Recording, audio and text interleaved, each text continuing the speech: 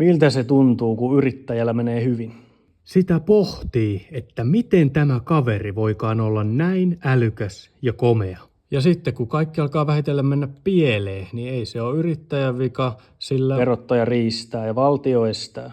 Työntekijät on laiskoja ja kotonakin kaikki valittaa.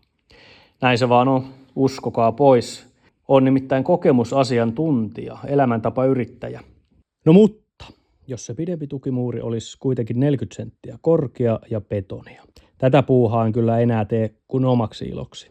Sivutoiminen yrittäjä on kuitenkin edelleen tapahtumajärjestäjä.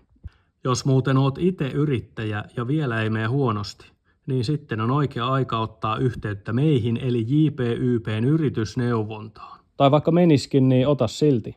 Katsotaan, voitaisiko asialle tehdä jotakin. Ja ei muuten maksa mitään.